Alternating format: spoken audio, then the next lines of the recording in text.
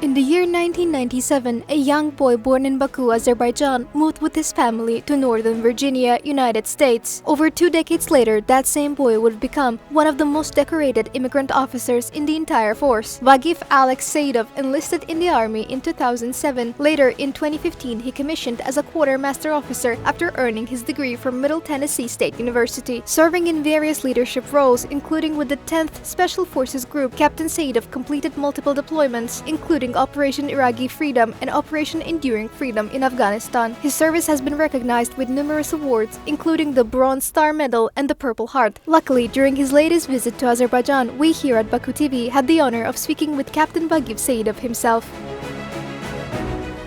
Hello, welcome to Baku TV. Lovely to have you here. Our audience would love to find out more about you and your life, and how you've come to be the person that you are today. So the first question I have is, you're Azerbaijani and you were born here, and at the young age of 8, you've immigrated to the United States. A young boy, a sudden change of scenery, change of everything, right? The entire environment, completely different. How do you think it affected your upbringing, and how did it maybe have an effect on your character? Yeah, I know, that's a really good question. So there's different facets to that answer, and I'm going to start with, I think, moving from one country to another, I think it was really difficult, for my family, right? So I was only a young child, but I think for my parents, I think I give the credit to them that they wanted something, or they wanted to, educate their children somewhere else, and, dropping everything when life is easy to go and live a life that's hard, and that's what we experience. I am very proud to call myself from Azerbaijan. I'm very proud to call myself Azerbaijani, and that is because I'm proud of who we are as like a nationality, who we are as a people.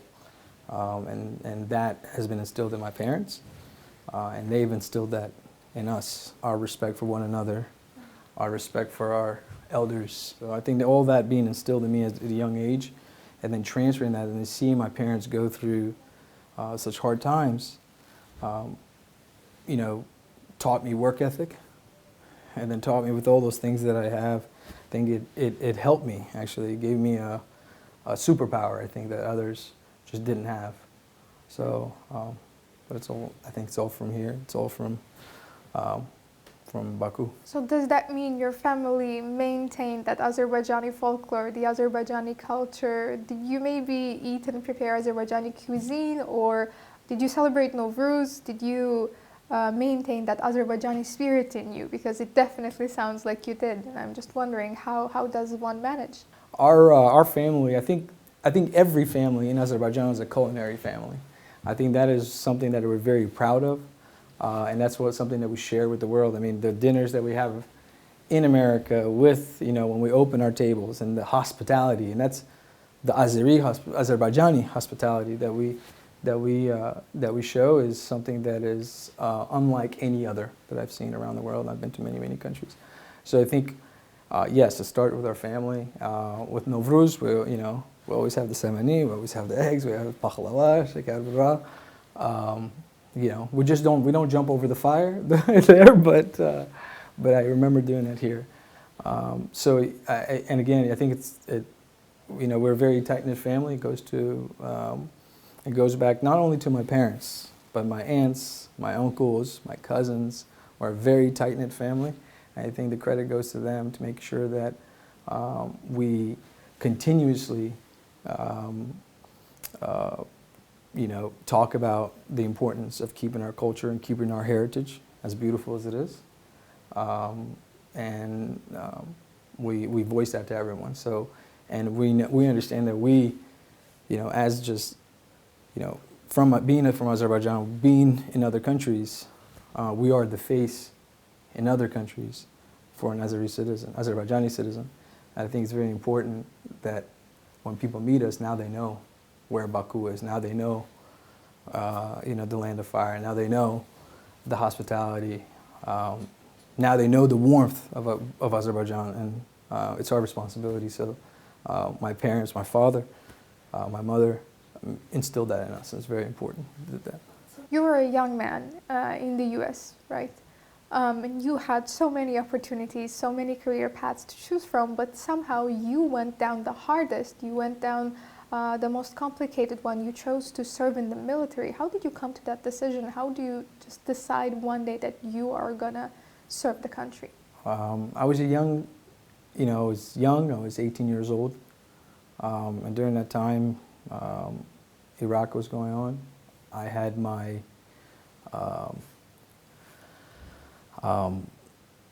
everyone had their opinions of a war, and I was going to, undergrad, and everyone was writing these papers, and I wrote a paper, and I got a really good grade on it, and then, my professor was praising me, and I told him this was all kind of made up. This is all something that I read. It wasn't really firsthand, and I really wanted to understand being a Muslim boy from Azerbaijan and now assimilating to another country, especially with what the United States went through. I felt like it was my responsibility to serve and protect, and I wanted to see it firsthand. So I joined the military, and I think. I went in, I think, as a boy, and it's the military service and the friends that I've made along the way and the relationships that I created. As I said, like my parents, I think, had a big impact on creating my character, but so did the service. I think I went in as a boy and kind of came out as a man. I'm very proud of that. So, I think it was the patriotism, and it was those relationships that you create in the military, the impact that you have, the sharing of stories, impacting other people's lives in a better and being a force of good. That's what I think kept me going. Live for 17 years in various hotspots around the world and devote your life to basically saving the world, right?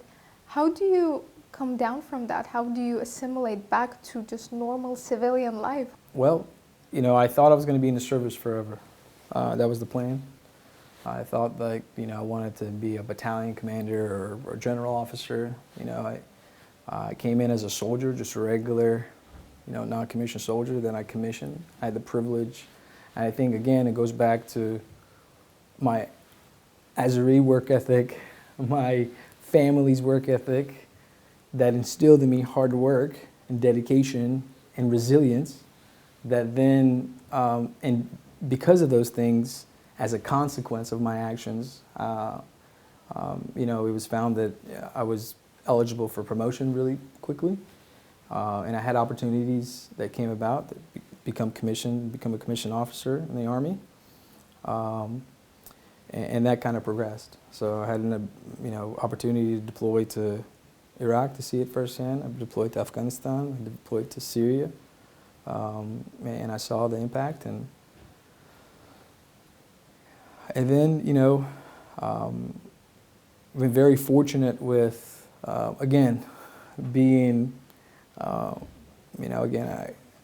with my family's help, with my father's help, with my brother's help. We're entrepreneurs, I think, at heart. I had the opportunity to start a business when I was in the service, and that business kind of grew. And because it grew, I think it was time for me to, have a 15-year-old daughter. That's beautiful, and I had a woman I was pursuing that I wanted to marry, and I wanted to make sure that I was there and I was stable, and I think I did my part. So it was time to kind of take a knee, we would say in the Army, and transition and kind of pass the flag on to the younger guys to take it on, because I believe I was having a bigger impact in the community doing what it is that we do now. You went from being a soldier to being in the reserve, right? You're still in the reserve, and you are pursuing entrepreneurship right now. Currently, as much as I know, you are involved in real estate business, and maybe there's an interlap. How do those two interconnect? Maybe in some way, things that you learned while being in service that you use nowadays to move forward with your business. Is there a connection? It's a great point you actually just made. There absolutely is a direct correlation, I believe, that being an entrepreneur and the service. I think, when you're younger, you think that you may have ideas, you may be entrepreneurial, but it takes time to understand that it takes a team. And I'll connect it just like we have respects, customs, and courtesies. As a nation, as Azerbaijani, we have to go, and when we're going to make a decision, we go to the aksakal, right? And we say, "What do you think?" And we talk to our parents about a decision that is important, or our friends. I think that's culturally, right? Just like that, I think we took that and I leaned on to my older brother. I leaned on to my father. And in the service, it teaches you to build teams.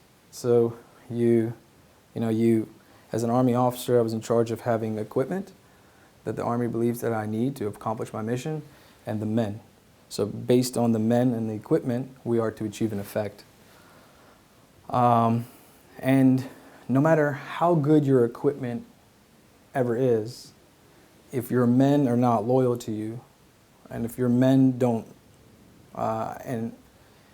some may think it's a stretch, but they don't love you, and they won't bend backwards for you, then you can't really achieve that great of an effect.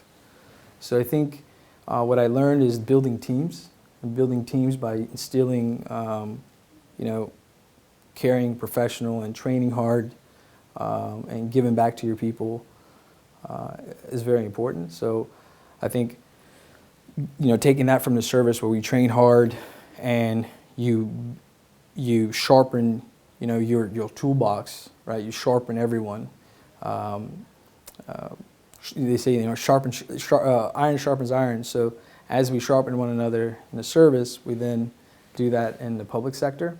And I think given that ability and given that, historic reference and that wisdom that has come to me and has bestowed to me by my elders and by, my past experience in the military, I think that made me very, very successful in what we're doing now. I mean, and how does that, when I go on a mission in the military, we have to get everybody's buy-in. So you have so many different departments, so many people that have to have their say in this whole operation. Well, in the being a civilian, do the same thing. So we own a holdings company, HBG Holdings, and under the holdings, we have HBG Construction. We do horizontal construction. So we find properties that are off market. We then go and get government approval.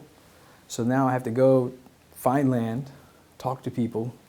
You have to have the respect. You have to have that charisma. You have to understand that, and you have to be very transparent on your intentions. And then you go to the government and say, hey, what do you think, Mr. and Mrs. Mayor? What would you like to see in your city, in your town? And you try to see if you can, achieve that effect to make sure that that mayor and that government head can impact their constituents in a better. And then we take that, and then, we take it to our HBG Capital group, and it's our friends, it's our family, it's our acquaintances, it's people that trust us to go and and invest in this thing, in this neighborhood of 50 plus homes, 200 plus homes, 300 plus homes, to then to build this neighborhood in in the middle of the woods, in the middle of America, to create affordable housing. And it takes a lot of people. It takes engineers, it takes city officials, it takes government officials, it takes water departments and sewer departments and neighbors, and getting a whole team together to achieve an effect, just like we would in the military, if this was a military operation. And it's to better the people in the neighborhood. We're wanting to, so I think for a long answer, I think that's what we do now. And I think for me, I've learned all those skills in the service. Keep your integrity. how do you resist the temptation to give in to that greed? How do you resist earning more than you give? Again, I'll give that back to how I grew up and our ideals and ethics in our business. It is important, we say halal olsun. And I think you can make money fast, but it'll go fast. And I think, you can have, we've gone through, my family and we've gone through good times and bad times, and it was hard times. But I think, you can make money, you can also lose money. But you can never lose your reputation. And I think it's very important to have that. And once you ruin your reputation, you're done. So I think it is very important to give, as in the military, you have to give your commanding officers candid feedback about a set plan, what you actually see, with respect and with dignity, and say, hey, I see this, did you see this risk? And when you're going to a farmer to buy their farm, you say, hey, I'm going to pay you this much money, and I'll pay you double that, but you have to wait. And the reason you have to wait is because I have to go get these government approvals, and you're going to do this with me. And this is why. And you're very transparent in what you're going to do. All of the people that we buy land from know exactly what we're going to sell for. Because what we do is we go find land, we put in the infrastructure, and we sell to national home builders that have huge companies that are on the New York Stock Exchange. So for us, that's what we tell them. We tell them exactly what we're going to do. We do exactly what we said what we're going to do. Because of that, we get, referred business, and it keeps coming back. And if we didn't, and if it was just a quick and one deal, then we wouldn't be around for a long time. So, and we intend to be around for a very, very long time. And after everything that we just talked about after this conversation, I have one last question, and I feel like it's the most important one, because you are an Azerbaijani at heart, and then you suddenly leave to have a brand new life overseas, and then you spend 17 years of your life in various places all over the world. So what to you specifically is home? What place do you consider home? I think home is where the heart is. And you can have the grandest house, but it can feel like the emptiest place. For right now, for me, my home is where my daughter lays her head, and where my wife lays next to me. So I think it's very, but every time I come here to Baku, home is also here. So, it's not something that I could explain, but when you come here, and when I come here, and when I eat the best lamb in the world here, when I eat the best food, the tastiest food here, when I have the best hospitality here, when I have people that understand respect and hurmat and carry themselves like here, and when I walk and drive around our beautiful city and see where and how far our country has come, I'm very proud of that. I think it's my mission in my life to tell everyone about where I'm from and to share my story in the story of Azerbaijan. And I think that this is just the beginning for Azerbaijan, and I think we are definitely significant already on the world stage, and there's more to come. So I'm really excited. I'm very proud of to be from here. So that concludes our interview. Thank you so much. It was lovely to have you. Thank you. Thank you so much.